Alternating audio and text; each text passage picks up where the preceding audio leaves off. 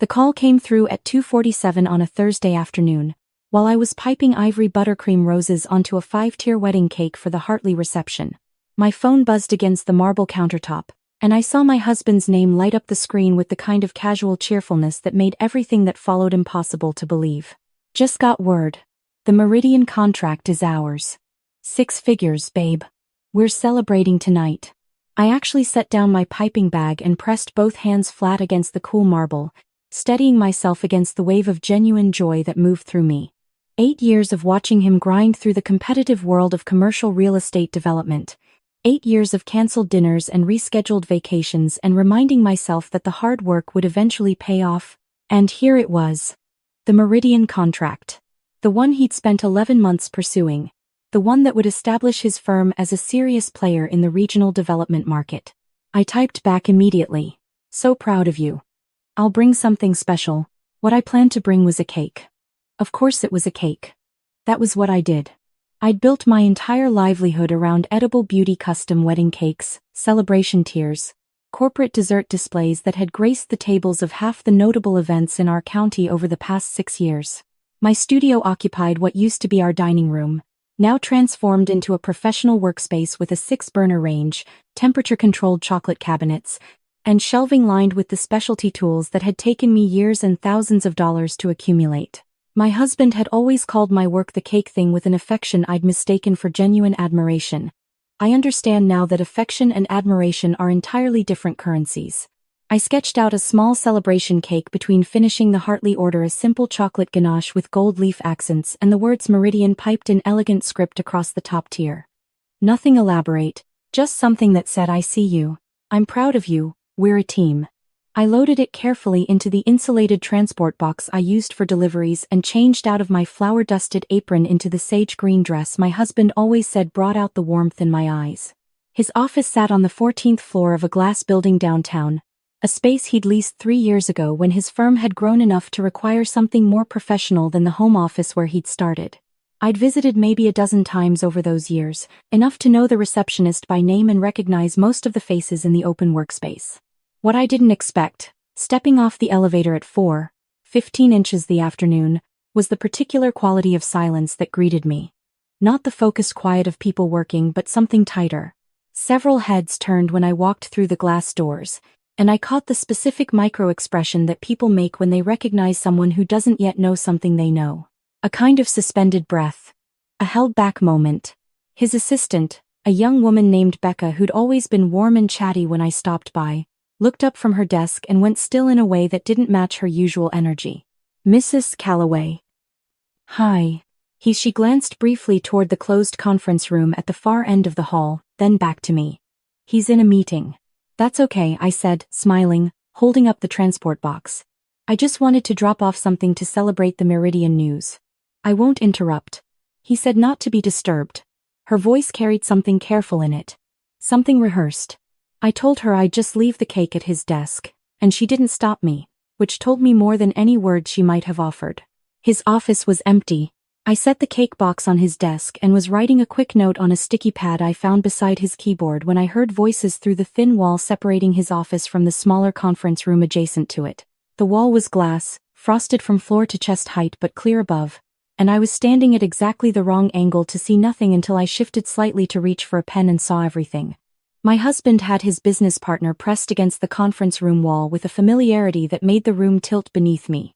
Her arms were around his neck. His hands were at her waist in the way that speaks not of a moment's impulse but of muscle memory, of having done this exact thing enough times that the body moves without instruction. They were talking softly between whatever they were doing, and she laughed at something he said, and the laugh was intimate in a way that had absolutely nothing to do with commercial real estate contracts. I stood very still for what felt like a long time but was probably 4 seconds. Then I picked up my pen, wrote congratulations on the contract on the sticky note, pressed it to the lid of the cake box, and walked out.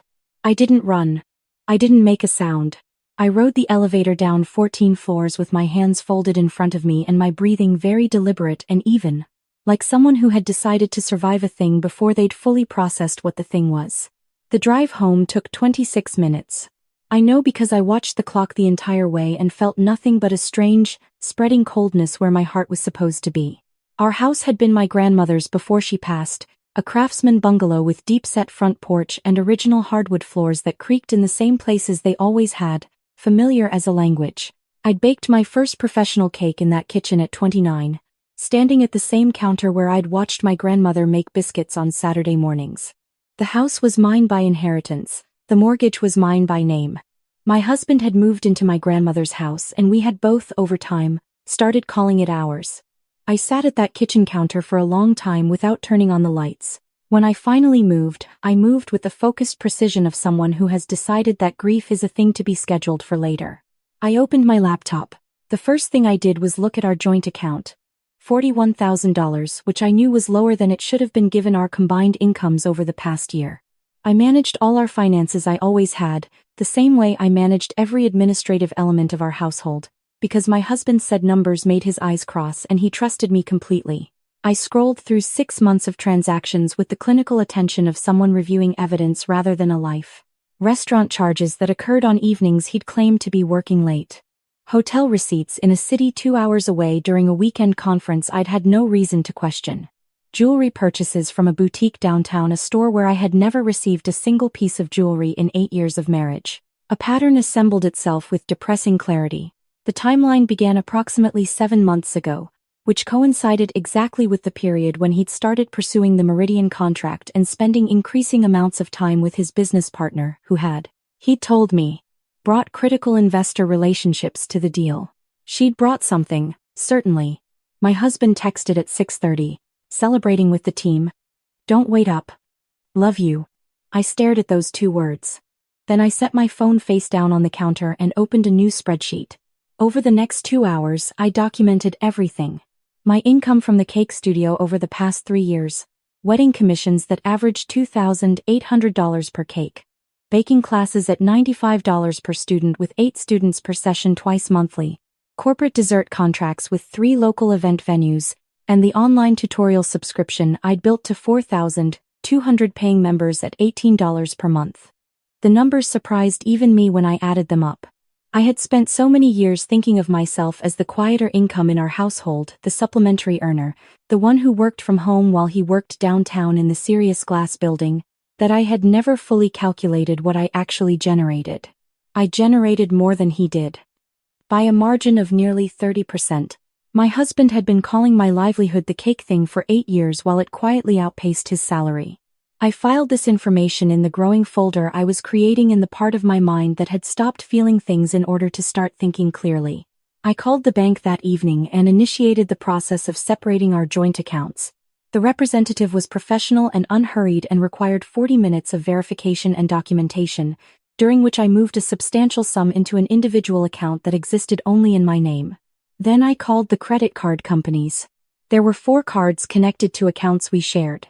I canceled them one by one with the same calm I bring to a complicated fondant project, methodically, without sentiment, focusing on the task rather than what it meant. His platinum card, gone.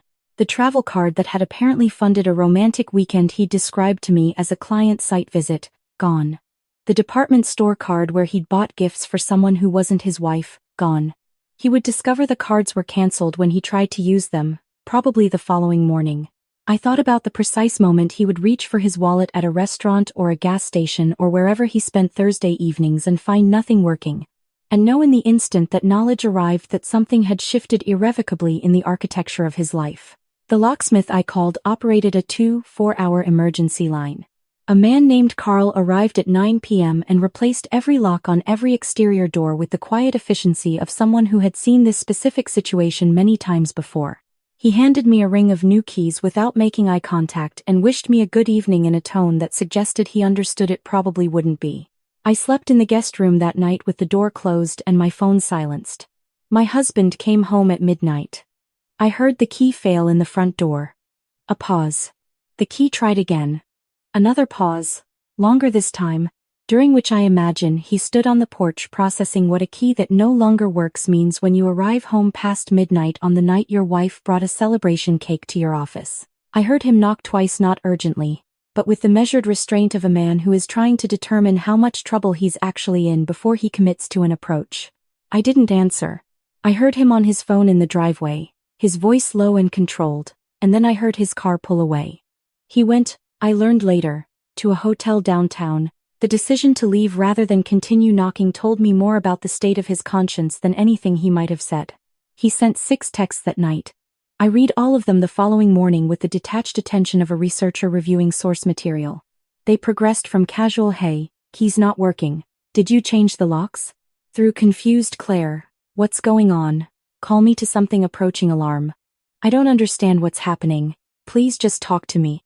Without ever arriving at the one thing that might have mattered, which was an acknowledgement of what I had seen through a frosted glass conference room wall. He had not, in 6 texts, mentioned his business partner at all. On Friday morning, while I was reviewing the response I planned to send, which was none, an email arrived from an address I didn't recognize. The subject line read, "I think you should know some things." The sender introduced herself as a junior associate at my husband's firm who had worked on the Meridian project for several months. She wrote with careful, measured language that suggested she had composed the email multiple times before sending it. She explained that she'd become aware of my husband's relationship with his business partner approximately 5 months ago when she'd accidentally been copied on an email thread that wasn't intended for her. She'd said nothing because she needed her job and wasn't certain what her responsibility was. But she'd seen me in the office the previous afternoon, she'd seen my face when I left, and she could not make herself go home and do nothing. She attached screenshots. I read everything she sent twice, then called her from a number she could actually answer, and we agreed to meet that afternoon at a coffee shop near the university, somewhere. Neither of us was likely to encounter anyone connected to my husband's world. She was 27, and nervous in the way of someone who was doing something brave, and she had organized her evidence with the methodical competence of someone who took her work seriously. The email thread she'd been accidentally copied on was a conversation between my husband and his business partner that read like a project debrief for the dismantling of his marriage. He had written about the Meridian contract closing as their financial runway, his words, not mine, and discussed the timeline for him to extricate himself from the current situation with the detached efficiency of someone discussing a lease termination. He had described me, in one email, as someone who would be fine because I had the house and the cake business. The house and the cake business.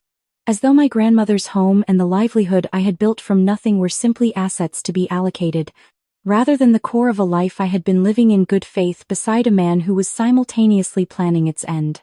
My informant also showed me something the accounting software had flagged months ago, which she'd been quietly documenting since.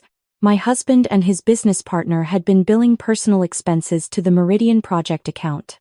Dinners, hotel stays, a weekend at a coastal resort during what he told me was a site assessment trip. The total came to slightly over $14,000 charged against project funds that included investor money. That was not a marital problem. That was a legal problem.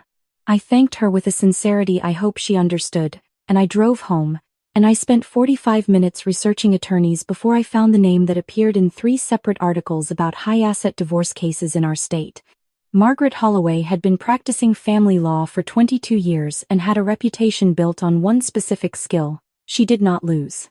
Her office was exactly what that reputation suggested, a converted Victorian on the professional district edge of downtown, furnished with antique law books and the photographs of a woman who had walked into difficult rooms and emerged with better outcomes than anyone had expected.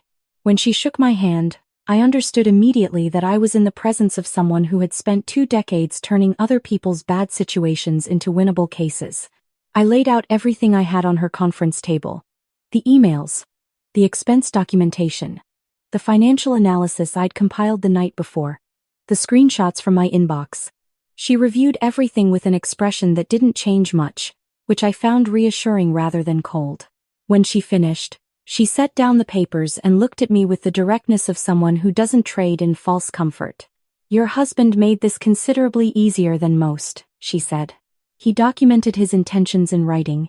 He violated financial disclosure requirements by commingling marital assets with his affair. And if this project expense irregularity is as clear as it looks here, we have grounds beyond the marriage itself." She opened a legal pad and clicked her pen. "Tell me about the house." The house was mine. The mortgage was in my name. The deed listed only me as owner because my husband had been carrying a debt judgment when we married, and our attorney at the time had recommended keeping the property in my name alone. We had never revisited the arrangement. My husband had lived in my grandmother's house for 8 years and apparently planned to walk away from it on his own timeline, like a guest departing a hotel. Margaret's expression moved toward something that might have been satisfaction. He has no equity claim on the property. His contributions to household expenses count as rent for legal purposes, not ownership investment. She made a note: between the asset documentation, the fraudulent expense charges, and the marital financial misconduct, we're looking at a settlement that reflects the reality of who actually built this financial foundation. She studied the income figures I'd compiled. He called your studio the cake thing. For 8 years, the cake thing, she said quietly, generates more annual income than his salary. She underlined something on her legal pad. We're going to make sure the court understands that. The annual Regional Real Estate Development Awards were held every year on the third Saturday of the month at the Grandview Hotel Ballroom. Every significant player in the local development industry attended: investors, municipal planners, architects, attorneys, banking representatives, and the journalists who covered commercial real estate for the regional business press. My husband had attended this event for 6 consecutive years. This year, his firm had been nominated for Development Project of the Year for, of all things, the Meridian contract. Margaret's paralegal, a precise young man named Elliot who seemed to exist in a permanent state of calm efficiency, confirmed the event details and registration. The awards ceremony was 12 days away. My husband, as a nominated principal, would be seated at a table near the front of the room with the other nominees, visible to the entire ballroom for the duration of the evening. We could serve at his office, Margaret said during our strategy session. Or his home, the hotel, I mean. Since he's been staying there. She paused, letting the alternative sit in the air between us. Or we could wait. We wait, I said. During those 12 days I worked. I filled 6 wedding cake orders, taught 4 baking sessions, filmed 3 tutorial videos for my online subscribers, and renegotiated my contract with one of my corporate event clients at a rate 20% higher than my previous agreement. I did not speak to my husband, who sent daily texts that I read without responding to, each one probing in a slightly different direction without ever landing on the truth of what he'd done. He was, I realized, waiting to understand what I knew before he decided what to admit. He also discovered, during those 12 days, that his credit cards didn't work. That discovery generated a different series of texts, these with more urgency, more confusion. One that read, "Claire, I don't know what's happening with our accounts. Can you please just call me?" with a bewilderment that I found almost impressive in its commitment. The man who had written emails about his exit strategy could not bring himself to say the word affair in a text message to his wife. I had my accountant, a forensic specialist Margaret recommended named Dr. Simone Webb, complete her analysis of our joint financial records 4 days before the awards ceremony. Dr. Webb found $14,300 in marital assets spent on what she categorized as undisclosed personal expenditures: the restaurants, the hotels, the jewelry, the weekend away. She cross-referenced these against the project expense irregularities my informant had flagged and produced a report that was organized, documented, and legally devastating. The Saturday of the awards ceremony was clear and cold, the kind of November evening that makes downtown look like a movie set, all glowing windows and sharp-edged shadows. I wore the charcoal wrap dress I'd bought for a client gala 2 years ago and hadn't had occasion to wear since. Understated, professional, the kind of thing that reads as confident without announcing effort. Margaret's preferred process server was a woman named Dana, who had been doing this work for 15 years and had, according to Margaret, a particular gift for high-visibility deliveries.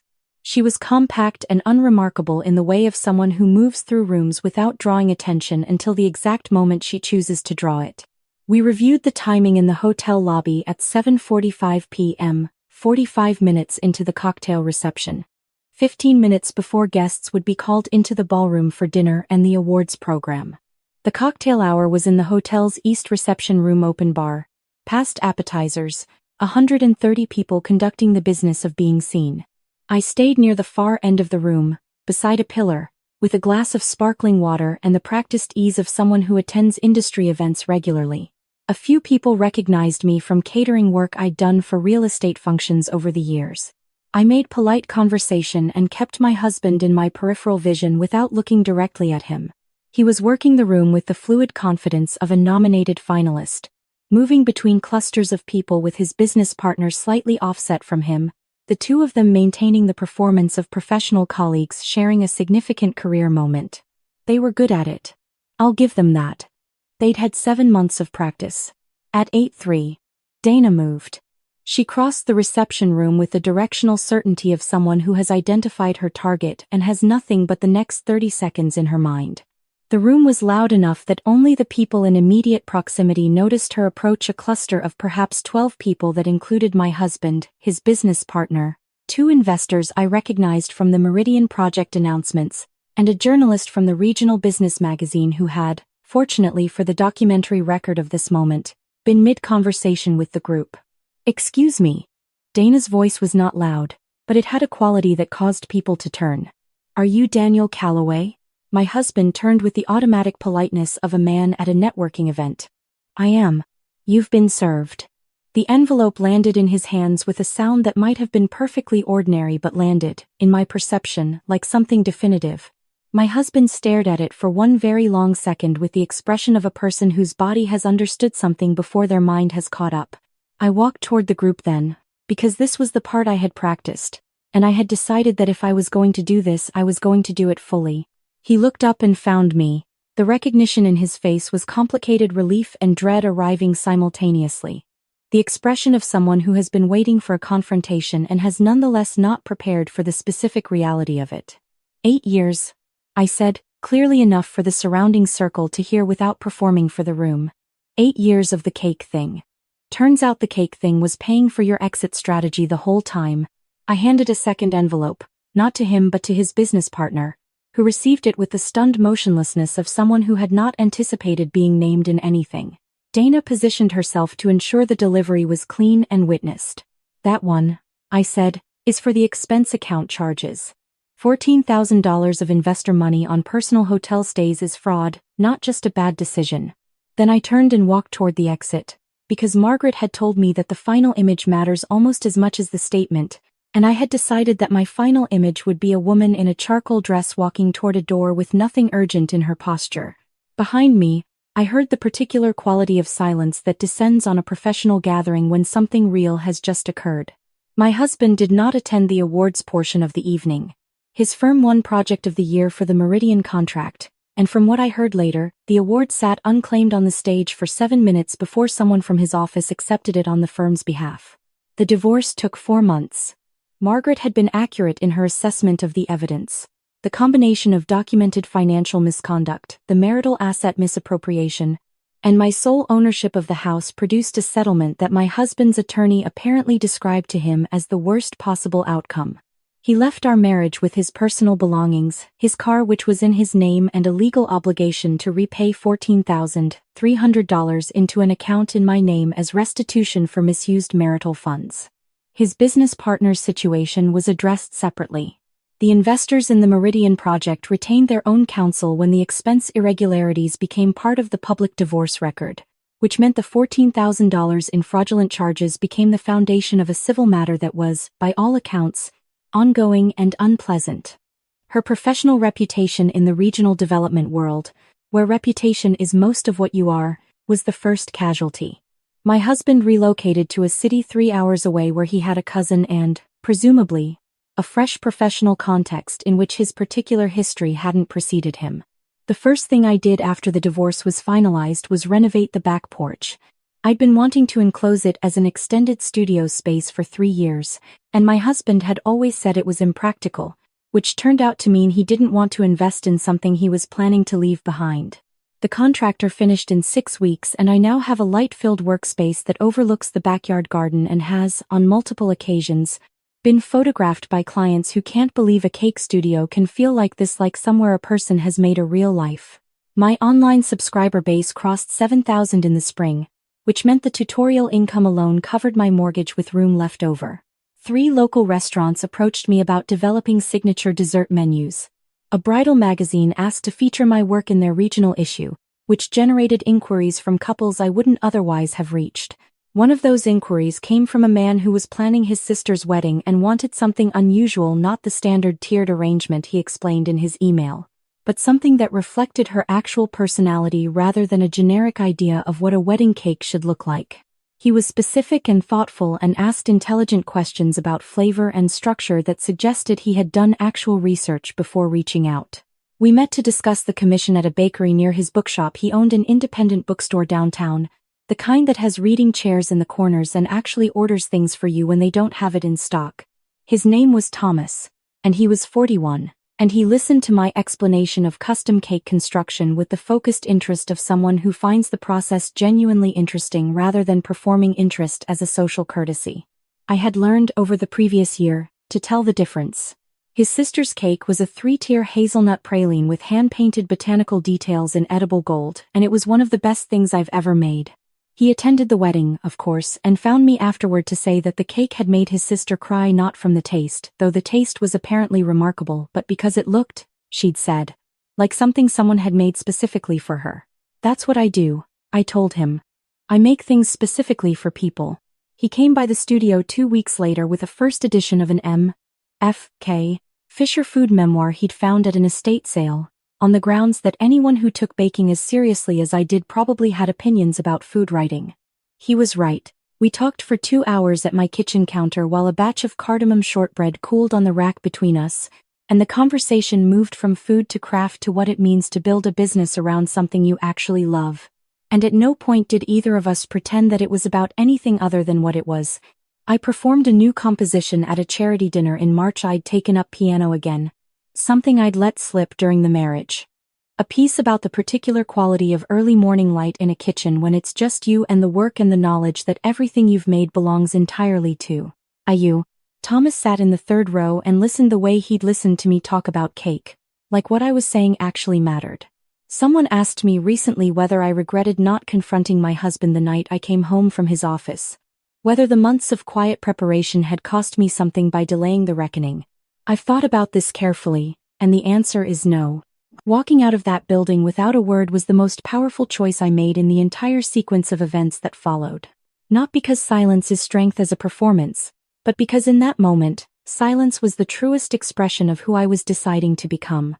A woman who doesn't react from the center of her wound, a woman who goes home, sits with the truth, and then moves through it with the same precision and patience she brings to a complicated cake, measuring everything, wasting nothing, and understanding that the finest results are never rushed. The layers of a life, like the layers of a well-made cake, hold together because of what's built between them. Not the visible surface. Not the decoration that catches everyone's eye at first glance. The structure, the foundation, the invisible work that makes everything above it possible. My husband saw the decoration and missed the foundation completely.